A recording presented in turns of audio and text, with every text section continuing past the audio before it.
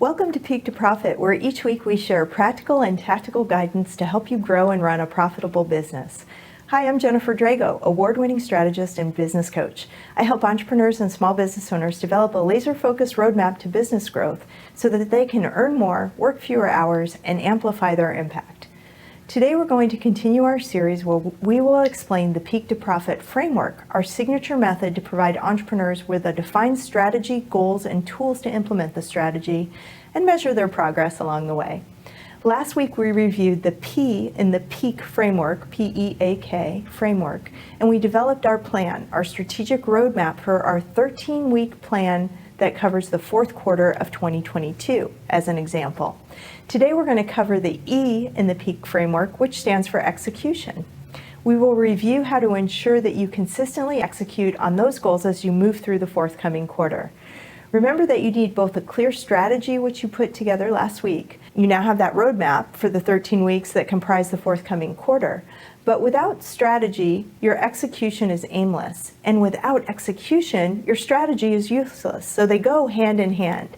And so to execute, the key is consistency and discipline. You must be consistent at setting aside your strategic time, which is about 4 to 8 hours every week, that you can work on those business building activities. You can work on those tasks that move your goals forward and move you toward your destination.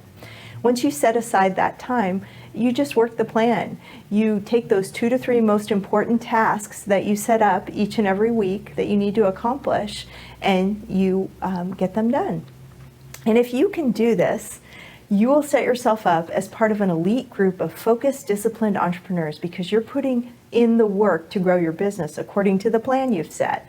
I can't tell you how many people don't set goals, and then if they set goals, sometimes those goals sit in a drawer and they don't actually act on them. So that's why I'm saying if you do this work, you're going to set yourself up as part of an elite group of entrepreneurs, but you're going to see business growth that is unusual because you're putting in the time and because you're so focused. So other ways that you can improve your execution overall is, I have a couple of suggestions for you. First and foremost, visibility. So you want to keep your vision in front of you, that 3-year destination, your vision narrative of where you want to take your business. You want to read that every single day. But something else that you want to read every single day are the goals that you have for your quarter. So you're going to take your vision and your goals and put them in front of you. They can be next to your computer, they can be on a bulletin board where you're going to see them every day, or they can be in your paper planner. I love to have mine in my paper planner so that when I open it, it's the very first thing I see each and every day. You want to read them. They're not meant to be kept in a binder, a folder, or a desk drawer. To be achieved, you have to have that daily visibility. The second thing that you want to do is focus. So when you have your strategic time set aside where you're going to work on those 2 to 3 tasks each week, you want to be sure that you remove distractions. When it's time for that strategic time, turn off your cell phone or put it in airplane mode, turn off all your emails and other notifications, and have the discipline to get the work done. The third thing that you can do to increase your execution or improve your execution is to put your blinders on. So I mentioned this last week. As soon as you have your goals set and you know your weekly tasks, you don't need to overconsume any more content. You don't need to look for that next shiny bullet. You know exactly what you need to do each week to build your business. So now you just need to put the blinders on and do the work. Don't overconsume the content. Your work that you have to do, besides taking care of your clients each week, are to do those 2 to 3 tasks per week that you laid out in your quarterly plan. The next thing that you can do is to manage your mindset. And we talk about this a lot from time to time on Peak to Profit. As entrepreneurs, we're responsible for keeping a positive, optimistic mindset because our mindset determines how we approach our work. Strategic work in particular requires a belief in yourself and a willingness to act. Meditation and journaling are ways that you can cultivate a mindset of strength and positivity. You can also join a community of supportive peers who are going through the same thing that you're going through, and you can support each other.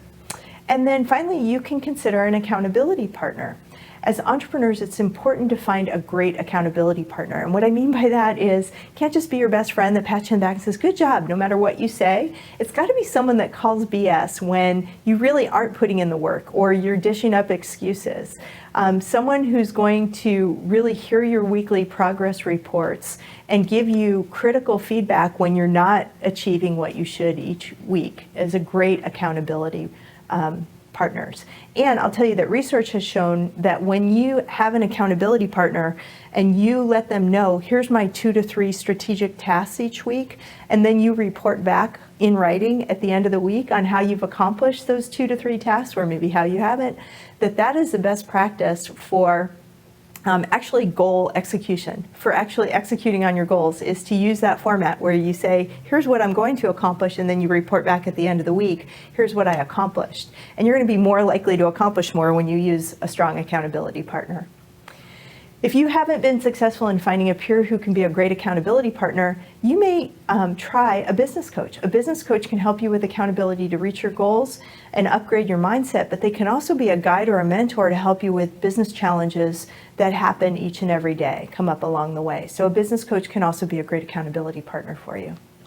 So your action takeaway for this week, and this is an easier week for you, but commit to the actions that you will take to ensure that you have that laser-focused action to execute on your goals, on those 2 to 3 tasks that you need to do every single week that are going to move you toward your vision narrative. Also, you need to know what time you will set aside as your strategic time each week. And again, that's 4 to 8 hours that you're going to work on your strategy work or your 2 to 3 key tasks that you have outlined in your quarterly plan.